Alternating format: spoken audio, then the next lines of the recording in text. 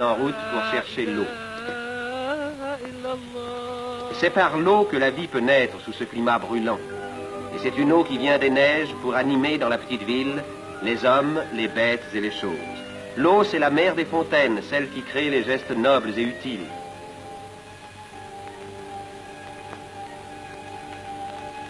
C'est aussi l'eau qui va arroser les souks sous leurs claies de roseaux, où s'ouvrent déjà les boutiques étroites dans lesquelles l'on vend les épices et les cuirs brodés. L'eau qui rafraîchit le patio que traverse si sagement l'enfant en route pour l'école, car la vie du matin réveille les écoles. Tout un petit peuple sérieux se met en marche vers la classe.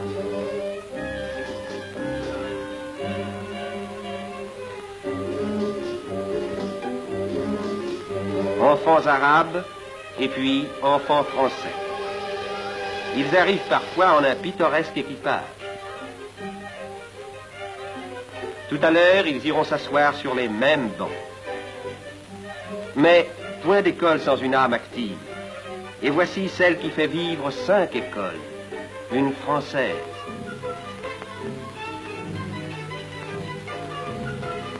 Son exacte sollicitude prend soin de tous.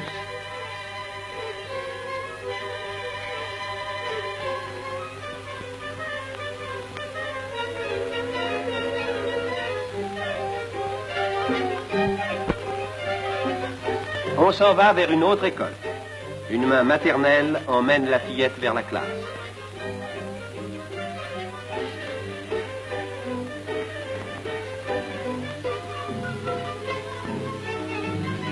La maîtresse est là, qui attend la nouvelle venue.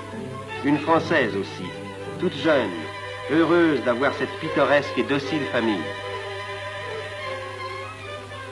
Défilé calme et travail sérieux.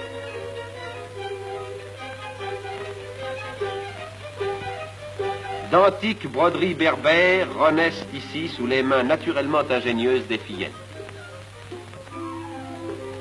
On ranime et l'on perpétue un art national.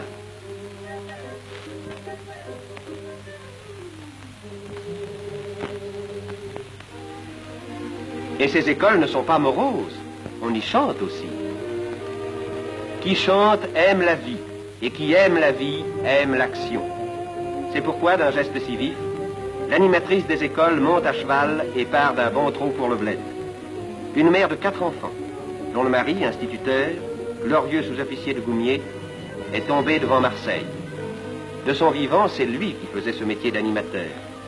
En vraie Française, elle a pris la noble tâche. Elle continue l'œuvre. Elle veut rester là comme un souvenir et comme un exemple. La fidélité et l'ardeur à la tâche, partout, inspirent le respect, ouvrent les âmes. On le voit bien par l'accueil si charmant de cette école coranique. C'est là qu'on épelle le Coran, c'est là qu'on enseigne la foi. Le maître prononce un verset inscrit sur la tablette.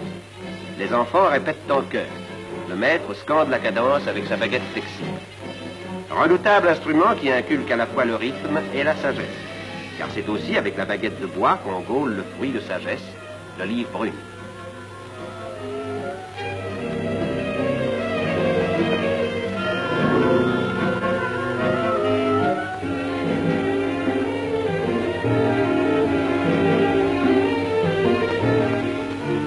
Ici fonctionne encore la meule antique.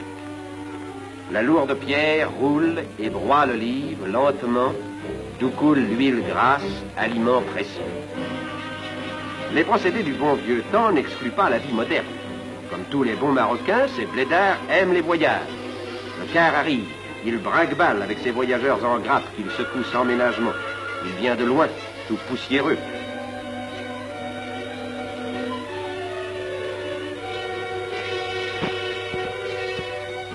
Il déballe ses sacs bourrés de lettres. Il en arrive de partout. D'Europe, d'Amérique. Grâce aux bonnes routes construites, la lointaine cité est reliée au monde par la lettre. Elle l'est aussi par le fil. Et la lettre et le fil portent les nouvelles bien au-delà de la petite ville, jusque dans les vallées encore sauvages de l'Atlas. Ainsi, la vie s'étend. Ainsi, se crée un lien utile entre ces hommes et les autres hommes. Entre la France qui a fait les routes, planté les poteaux, tendu les fils, et les habitants de ce bled lointain, français et marocains, qui travaillent et vivent côte à côte.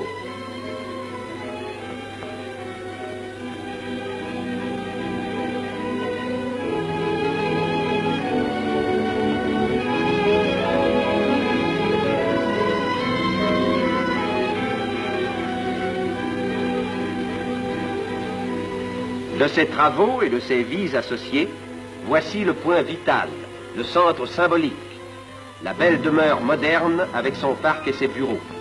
Maison de France en pays marocain, celle du contrôleur civil, où l'administration de plusieurs milliers de haut, elle veille sur elle.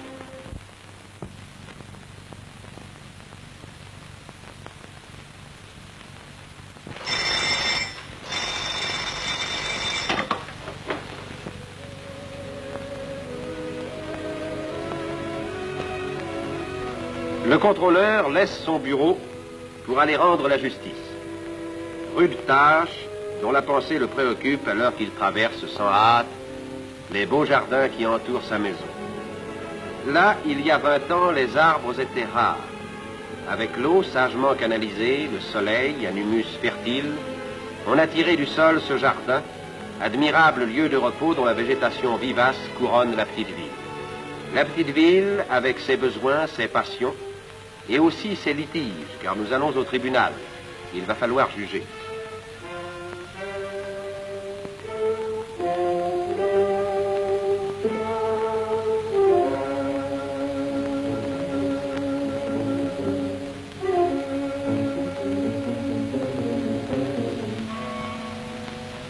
Ce tribunal, on l'appelle le Mejles. Le contrôleur et le pacha y siègent de compagnie.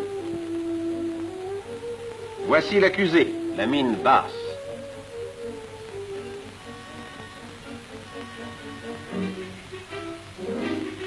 L'affaire est délicate. Il s'agit d'une peau de mouton, tout simplement. Et sous la peau, il y a aussi le mouton, probablement. On ne sait trop, on discute, on explique. C'est la classique chicaya.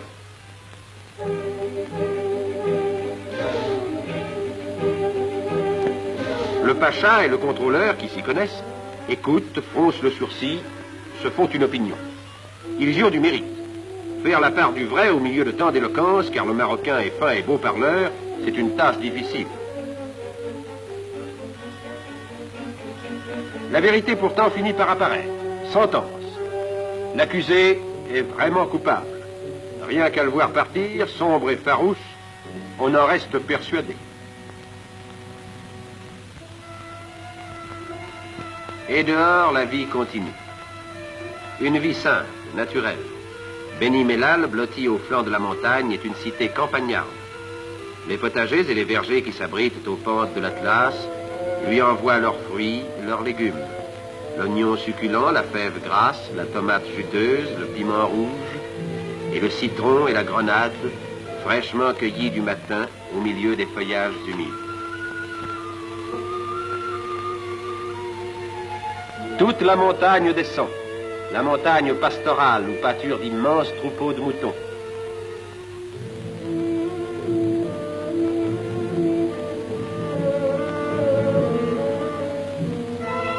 Tout un grand mouvement d'hommes, de femmes, d'animaux de bas suit la route des troupeaux, qui est aussi celle du bois, car sur les lointaines hauteurs croissent les antiques forêts, le chêne vert, le noyer et le cèdre. C'est de là qu'à Beni Mellal viennent les bois de construction. On les descend à dos de mulets, de chameaux, d'ânes, d'hommes. Le contrôleur des eaux et forêts les vérifie et y pose sa marque, après quoi les grandes poutres s'en iront vers le souk.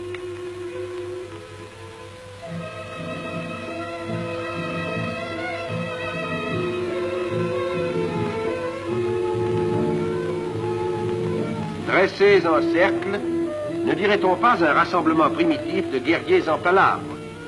Mais aujourd'hui, le pays est très pacifique, et ce peuple guerrier se tourne vers d'autres travaux que ceux des armes.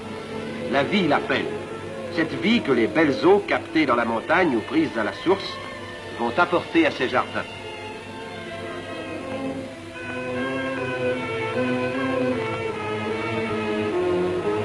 Mais pour les amener, ces eaux, et pour fertiliser la terre, de longs travaux sont nécessaires sur un sol ingrat, où pourtant l'horizon est beau.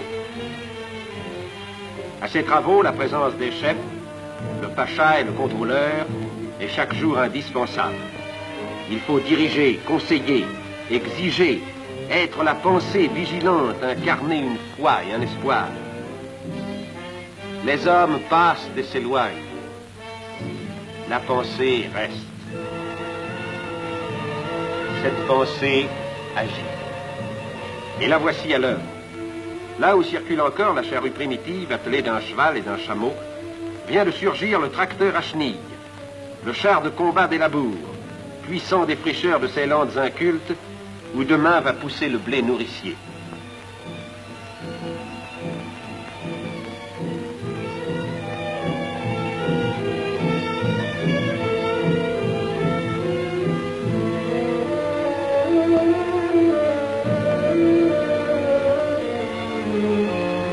Et les famines toujours imminentes disparaîtront par le fait de cette pensée qui conseille et dirige pour le bien des hommes fraternellement. Là où ne poussait que le doum et le jujubier sauvage, le soc de la machine creuse. Et creuse à fond, suivant un grand plan de travail, où le sillon prévu aura pour semence l'eau vivifiante qu'on lui prépare dans la montagne. Car on va barrer là-haut des vallées dont cette pensée prévoyante a déjà dessiné les figures futures. Paysages créés pour la vie, savantes constructions qui règlent la nature, travaux de jeunesse et de jeunes hommes. À cette œuvre, en effet, il faut l'ardeur de jeunes hommes, tel celui-ci, l'ingénieur en chef dont le visage volontaire respire l'intelligence et la ténacité. Il en faut pour barrer et pour percer une énorme montagne. Au caïd, venu de la plaine, l'ingénieur en chef explique le plan des travaux. Ce plan, on l'a tracé là, à travers les rocs, les buissons, dans un décor sauvage.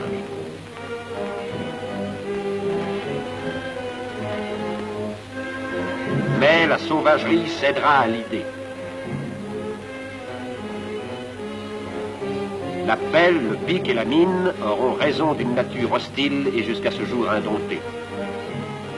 Cette nature, on la vaincra, mais non sans peine, à force de bras, de temps et de patience, par le savoir et par l'effort.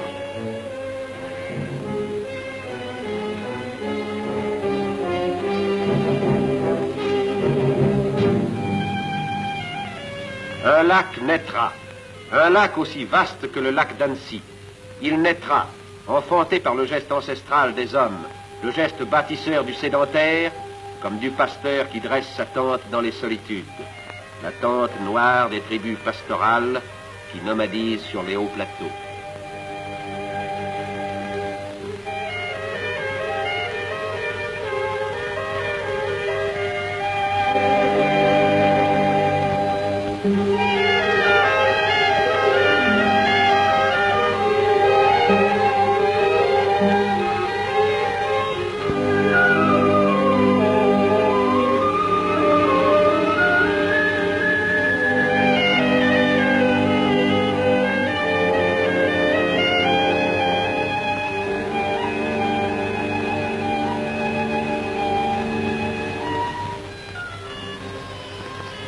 Et, le soir venu, les troupeaux descendent vers la ville qui s'endort sous la prière.